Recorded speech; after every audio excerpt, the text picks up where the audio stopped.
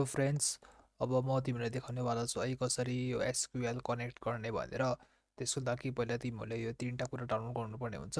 एउटा हाम्रो यो माइएसक्युएल कम्युनिटी सर्भर, यो रहेको छ जस्ट विन्डोको लागि यो गर्ने है। एन्ड त्यसपछि अर्को छ यो कनेक्टर, यो पनि डाउनलोड गर्ने। यो चाहिँ तिमीहरूले प्लेटफर्म इन्डिपेन्डेन्ट भनेर डाउनलोड गर्नु। त्यसपछि इक्लिप्स चाहिँ चाहिन्छ। अब यो कसैले माइक्रोसफ्ट भिजुअलमा नि गरेका छन्, तर म चाहिँ इक्लिप्सबाट नै देखाउँछु है। त्यो भएर यसमा डाउनलोड गर्न हुन्छ। यहाँ नयाँ भर्सन भनेको छ भने यहाँबाट डाउनलोड गर्नु। अब मेरो नेट अलिक स्लो छ, त्यही भएर म यसलाई स्किप हानिदिन्छु। ल, नेट चलिहालेछ। त्यसपछि हाम्रो भनेको जाभालाई हो क्या, त्यही भएर जाभाको लागि चाहिँ होइन, यसमा क्लिक गर्ने। यसमा क्लिक गरेपछि डाउनलोड आफै हुन्छ है। अब त्यसपछि तिनीहरूलाई इन्स्टल गर्ने। इन्स्टल गरेपछि छ नि होइन, तिमीहरूले देखाउँछु कता छ भनेर। जस्तै कि मैले पहिला जानुपर्ने छ प्रोग्राम फाइल्समा, मेरो एमवाइएसक्युएलको फोल्डरमा यो भित्र बिन भन्ने फोल्डर छ। यहाँ माथि गएर CMD लेखिदिने, इन्टर हान्ने। इन्टर हानेपछि यस्तो एउटा कमान्ड आउँछ। अब यसमा मैले एउटा कोड हाल्नुपर्ने हुन्छ है। जस्तै कि यो मेरो कोड भयो, किनकि मैले अब कनेक्ट गर्नु पऱ्यो फर्स्टमा कनेक्सन इस्टाब्लिस गर्नको लागि है। त्यसपछि म आफ्नो पासवर्ड हाल्छु।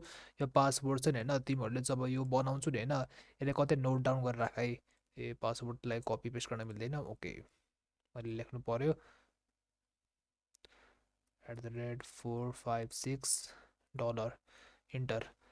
अब इन्टर हानेपछि चाहिँ होइन, वेलकम टु द एमओएसक्युएल मोनिटर भन्यो। यो भनेको मेरो सर्भरसँग कनेक्टेड भयो है। अब यो अफलाइन पनि चल्छ। अब यसपछि मैले के गर्नु पऱ्यो भने एउटा डाटाबेस छ नि होइन, फर्स्टमा एउटा डाटाबेस चाहिँ देखाउनु पऱ्यो पिसीमा भएको। सो डाटाबेस देखाउनको लागि यो कमान्ड इन्टर। सो मेरो पिसीमा यो डाटाबेसहरू भएको छ है। अब त्यसपछि मैले एउटा नयाँ डाटाबेस बनाउनु पऱ्यो है। जस्तै कि यो केसमा ROM लेखा छ, तर ROM मसँग पहिलेदेखि छँदैछ, त्यही भएर म एउटा नयाँ डाटाबेस बनाउँछु। जस्तै कि रुम भनेपछि BOB बनाऊँ, इन्टर। अब है, यो भनेको मेरो डाटाबेस चाहिँ बन्यो है। अब मैले यो डाटाबेसलाई चाहिँ चलाउनु पऱ्यो है। सो एकछिन, युज BOB पप भनौँ, डाटाबेस चेन्ज भएपछि मैले यो डाटाबेसभित्र चाहिँ होइन, पहिला अब यसमा टेबल बनाउने। सो अब टेबल पनि बन्यो। अब टेबल चाहिँ हेरौँ के कस्तो चाहिँ टेबल बन्यो भनेर, इन्टर। सो देख्न सकिन्छ यो बब भन्ने डाटाबेसभित्र मेरो इन्फो भन्ने टेबल चाहिँ बनिसक्यो है। अब त्यसपछि म जान्छु इक्लिप्समा। सो मेरो इक्लिप्स चाहिँ यहाँ रहेको छ, यो रहेको छ इक्लिप्स।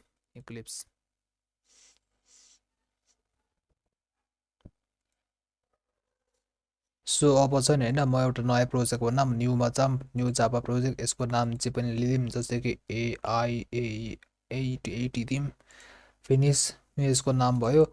यो भित्र जाने, यो भित्र गएर चाहिँ होइन, पहिला हामी एउटा नयाँ होइन यसलाई के गर्ने, एउटा बिल्ड पाथमा जाने। बिल्ड पाथमा गएर चाहिँ एड लाइब्रेरीमा जाने, JRE सिस्टम लाइब्रेरी, नेक्स्ट भयो। यहाँ क्लिक गर्ने, फिनिस भयो।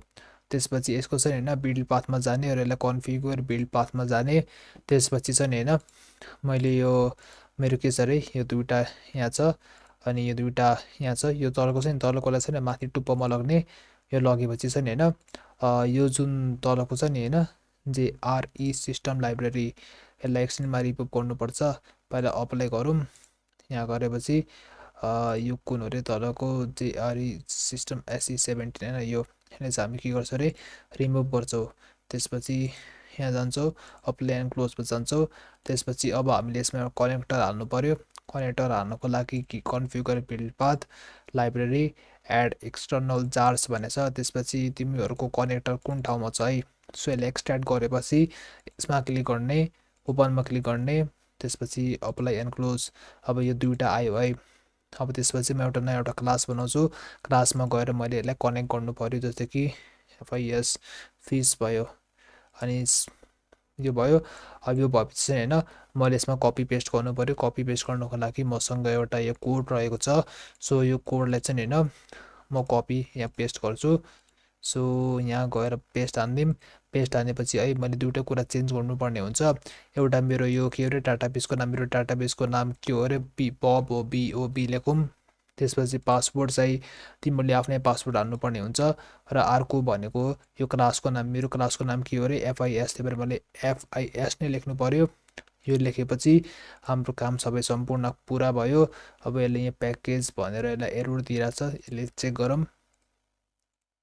सो यहाँ प्याकेजको प्रब्लम भनिरहेछ, यसमा डबल क्लिक गरौँ। यसमा क्लिक गरौँ त कहाँ छ यो खोल्दैन त। यसमा अब एड प्याकेज भनेर गरौँ है। यसमा क्लिक गरौँ। यसमा यतिकै क्लिक गरौँ, यसले केही असर पर्दैन हाम्रो कोडलाई। हाम्रो मेन काम भनेको के भने कनेक्सन स्ट्याब्लिस गर्नु, त्यही भएर यसलाई रन गरौँ, ओके गरौँ, प्रोसिड गरौँ। सो एज क्यान सी हाम्रो कनेक्सन स्ट्याब्लिस भयो है। So this is it. So अब डाटा इन्सर्सन गर्नु पर्यो। डाटा इन्सर्सन गर्नको लागि चाहिँ होइन, मसँग यो प्रोजेक्ट छ, प्रोजेक्टभित्र मैले एउटा प्याकेज बनाएँ, त्यो प्याकेजभित्र म एउटा क्लास बनाउँछु। सो न्यूमा जाने, न्यूमा गएपछि फर्स्टमा एउटा क्लास भन्ने छ। सो यो क्लासको नाम के हो अरे मैले इन्सर्सन गर्नुपर्ने, त्यही भएर मेरो यो चाहिँ होइन, यो क्लासको नाम चाहिँ सेम हुनुपर्छ। मैले यो क्लासको नाम कपी गरेँ है। अब के हो, कन्ट्रोल सी पनि हान्न मिल्दैन, कन्ट्रोल सी हाने, त्यसपछि कन्ट्रोल भी। सो यो भयो। त्यसपछि मैले कोडलाई कपी गरेर पेस्ट गर्नु पर्यो है। कपी गरेँ अनि यसलाई यहाँ पेस्ट हान्दै। So as you can see यसो चाहिँ भएको छ। हाम्रो चाहिँ होइन, इन्सर्सन गर्नुभन्दा अगाडि या कुनै पनि डिलिट या फिर जेसुकै काम गर्नुभन्दा अगाडि एकचोटि कनेक्ट चाहिँ हुनुपर्छ क्या है। अब मैले चाहिँ होइन अघि एउटा मिस्टेक गरेको थिएँ, मैले छुट्टै एउटा चाहिँ होइन प्रोजेक्टभित्र क्लासभित्र प्याकेज बनाएको थिएँ, अनि त्यो चाहिँ कनेक्ट गरेको थिएन र कनेक्ट नगरेर यत्तिकै बनाउँदाखेरि त्यो चाहिँ एक्जिक्युट भएको थिएन क्या है। सो रिमेम्बर द्याट फर्स्टमा चाहिँ होइन प्रोजेक्टभित्र प्याकेज अनि क्लास, त्यसपछि कनेक्ट गर्नु पऱ्यो, कनेक्ट गरेपछि मात्र कामहरू गर्नु पऱ्यो है।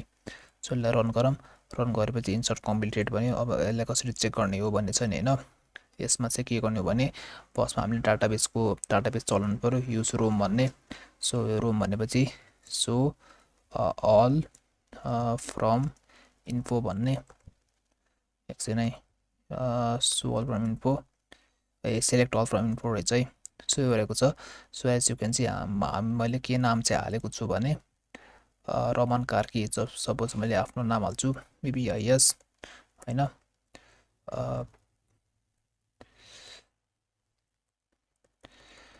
2K21। सो यो नाम हालेपछि चाहिँ होइन मेरो कस्तो हुन्छ हेरौँ। मैले रन गरौँ, इन्सर्ट कम्प्लिटेड भन्यो। त्यसपछि कहाँ हो अरे यहाँ जाने, यसो भने BBS 2K21 भनेर यो नाम चाहिँ आयो है। यसरी नै हामीले गर्नुपर्ने। अब अरू कामको लागि चाहिँ होइन, अरू प्रोजेक्टहरू गर्दाखेरि अरू कामहरू गरेर पनि त्यस्तै गर्ने। सो यो प्रोजेक्ट छ, प्रोजेक्टभित्र यो प्याकेज छ, प्याकेजभित्र यसरी नयाँ क्लास बनाउने, अनि यहाँ डिलिट भन्ने छ भने चाहिँ डिलिट लेख्ने, अनि त्यसरी नै काम गर्ने है। यसभन्दा अगाडि हामीले चाहिँ होइन कनेक्सनसम्म काम गरेका थियौँ। अब चाहिँ हामी कसरी अरू कामहरू, इन्सर्टिङ द डाटा अनि अरू थुप्रै कामहरू गर्नेवाला छ। सो फर्स्टमा इन्सर्टिङ द डाटा, यो कोड चाहिँ इक्लिप्समा चाहिँ त्यो छ नि होइन, राख्ने, टाइप गर्ने, टाइप गरेपछि यस्तो देखिन्छ होइन। यस्तो देखेपछि चाहिँ होइन म यसलाई रन गर्छु, यहाँ छ रन। अब as you can see insert completed भन्यो है। अब इन्सर्ट कम्प्लिटेड भनेपछि यसलाई कसरी देख्ने हो भने चाहिँ होइन, फर्स्टमा मैले यो डाटाबेस चलाउनु पर्यो। अब म अहिलेको लागि चाहिँ होइन म ROM भन्ने डाटाबेस चलाउँछु है, बिकज मलाई अहिले के काम गर्नु छ, त्यही भएर यसमा इन्टर गरौँ। डाटाबेस चेन्ज भन्यो, त्यसपछि डिस्क्राइब इन्फोमा जाऊँ। अब तिमीहरूले POBसँग पनि त्यसरी नै काम गरे हुन्छ है, एज यु क्यान सी। अब डिस्क्राइब इन्फो, अब इन्फो गरेपछि हामीले अब यो इन्फो भन्ने टेबलको सबै डाटालाई डिस्प्ले गर्नुको लागि यो कोड प्रस्तुत गर्छौँ, इन्सर्ट है। सो मैले के हालेको थिएँ अरे, इन्सर्ट गरेको थिएँ अरे, सुमन शर्मा, सचिन श्रेष्ठ, अच्युत राणा है, यिनीहरू चाहिँ यहाँ आउनुपर्छ। सुमन शर्मा आइसक्यो। यो त दुईचोटि आयो, बिकज मैले यो कोड पहिला पनि रन गरेको छु क्या, त्यही भएर दुईचोटि आएको हो है। सो अब यो इन्सर्टको भयो। अब त्यसपछि हामी अर्को गर्छौँ, त्यसपछि के छ अरे मल्टिपल डाटा इन्सर्सन है। सो जस्ट चेन्ज 3 भनेको चाहिँ मैले यो छ नि होइन, यो ठाउँमा एउटा पार्ट 3 भनेर लेखेको छु क्या। सो यो पार्टमा मात्र चेन्ज हुन्छ, यतिको पार्टमा मात्रै। सो जस्ट चेन्ज 3 भन्ने पनि म अहिलेको लागि चाहिँ होइन यो गर्छु, यहाँ छ 3 भनेको यो हो। सो यसलाई कपी गरौँ, अनि कहाँ छ अरे यहाँ। सो यस्तो भयो। त्यसपछि यसलाई रन गरौँ इन्सर्ट कम्प्लिटेड भन्यो है सो इन्सर्ट कम्प्लिटेड भनेपछि म यहाँ जान्छु अप एरो थिच्छु next so as you can see multiple data insertion भयो र झन् लामो नै देखियो सो यो चाहिँ त्यो रहेको छ अब त्यसपछि क्वेरी भनेको एउटा कुनै छ नि हैन क्वेसन गर्न पुछ्ने या फिर कुनै काम गर्न लगाउने के है सो त्यसको नाम क्वेरी हो भनेको जस्तो कि यहाँ हामीले के गरेछौँ भने मलाई त्यो लिस्ट देऊ जसमा कि स्टुडेन्टहरुको फर्स्ट नेम मात्र आओस् है सो फर्स्ट नेम मात्र आओस् भनेर मैले एउटा बनाएको छ सो यो क्वेरी यही नै रहेको छ सो यसलाई रन गरौँ सो दिन सकिन्छ मैले भनेको थिएँ मलाई फर्स्ट नेम मात्र दियो भाइ अगाडिको फर्स्ट नेम दियो सर्ट नेम नदियो भनेको थियो अनि त्यसले मैले सबै फर्स्ट नेम नै दियो अब त्यसपछि के छ अरे अरू display information from the table है